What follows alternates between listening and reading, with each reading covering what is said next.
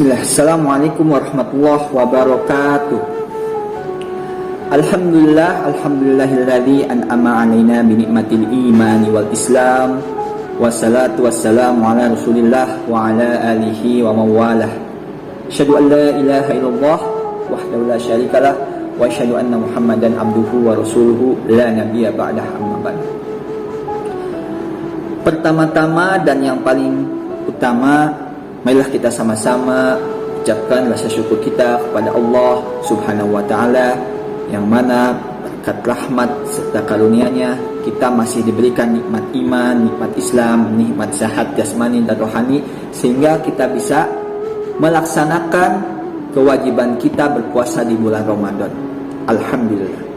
Dan selanjutnya salawat beserta salam tak lupa juga kita curahkan kepada baginda kita yang sama-sama kita cintai, Rasul kita yang sama-sama agungkan, yakni Habibina wa Syafi'ina wa Maulana Muhammad sallallahu alaihi wasallam. Ayah, bunda, dan ananda sekalian yang sama-sama kami hormati dan kami banggakan, guru-guru SD Rabbani yang sama-sama kami hormati, sahabat-sahabat yang sama-sama dimuliakan Allah Subhanahu wa Ta'ala.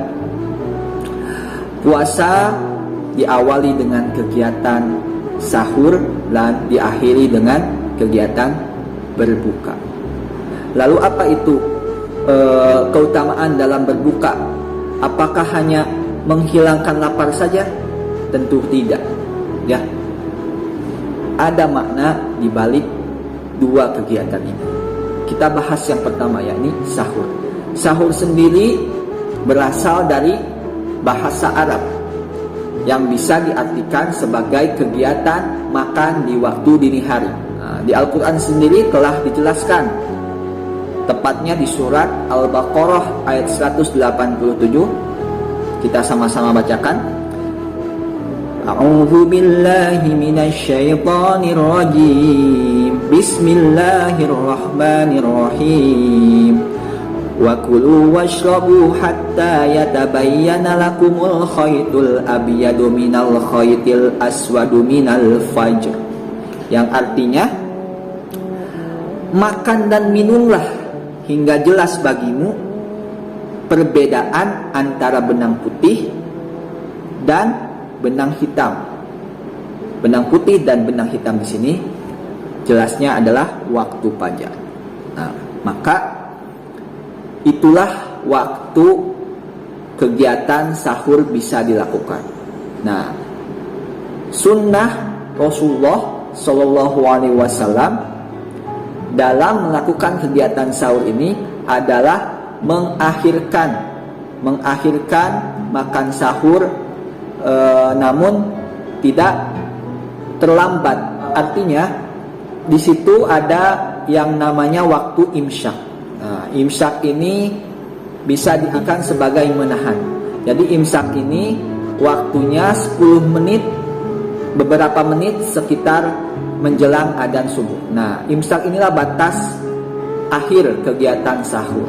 Maka ketika imsak telah tiba, kegiatan sahur harus di stop agar kita bisa bersiap sholat subuh dan lebih siap mengawali kegiatan puasa kita. Apa saja keutamaan di waktu sahur? Sangatlah baik sekali, ya. Salah satunya sahur ini adalah sunnah. Apapun yang bernilai sunnah itu pastinya akan mendapatkan pahala di sisi Allah Subhanahu wa Ta'ala dan kemuliaan dengan mengikuti apa yang telah dikerjakan Rasulullah Sallallahu Alaihi Wasallam. Lalu apalagi orang yang bersahur itu akan mendapatkan berkah yang banyak, ya, berkah yang banyak. Lalu malaikat akan turun dan memberikan sholawat kepada orang yang melakukan sahur. Keutamaan sahur ini telah dijelaskan dalam hadis riwayat Ahmad. Makan sahur adalah kegiatan atau makan yang penuh berkah. Jangan kalian meninggalkan waktu sahur ini meskipun dengan seteguk air, karena Allah dan malaikat bersolawat kepada orang yang makan sahur. Jadi itulah keutamaan orang yang makan sahur. Jadi kita tidak boleh melepaskan kesempatan yang sangat berharga ini. Lalu selanjutnya, apa saja keutamaan berbuka? Nah, kegiatan berbuka ini merupakan akhir dari waktu puasa. Kapan waktu berbuka? Ketika menjelang malam atau matahari terbenam. Atau tepatnya kalau sekarang dikumandangkannya adzan maghrib, itulah waktu berbuka puasa. Lalu untuk keutamaan berbuka puasa ini sebaiknya disegerakan, ya. Ketika azan berkumandang, Allahu Akbar, Allahu Akbar, disegerakan. Namun disegerakan juga jangan terburu-buru, ya. Artinya apa?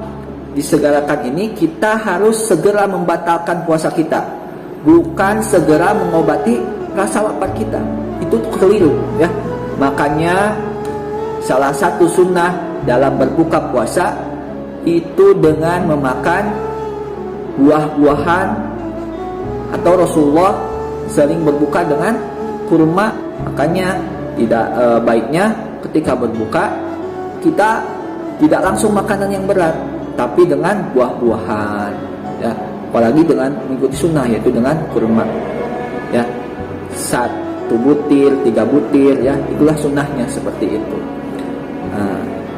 Jadi apa maksud mengakhirkan sahur dan menyegerakan berbuka? Artinya kita bukan berlomba-lomba siapa yang paling lama lapar, tidak. Tapi kita pada waktu berbuka itu menyegerakan, membatalkan puasa kita. Karena dalam puasa ini bukan untuk berlomba menahan lapar saja, menahan haus saja, tapi kita juga harus mampu menahan amarah kita, kebiasaan buruk kita. Mata kita juga harus berpuasa. Mulut kita yang sering menggibah orang, menghasut orang lain, membicarakan kejelekan orang lain, aib orang lain, itu harus ikut berpuasa juga. Telinga kita juga, semuanya itu harus berpuasa. Itulah yang paling utama, karena itu yang paling susah, ya. Kalau kalian, ananda sekalian, berpuasa hanya menahan lapar dan haus saja, maka itu tidak ada arti. Sebagaimana yang telah dijelaskan dalam hadis Nabi SAW, yang artinya orang berpuasa itu mendapat 2 kebahagiaan.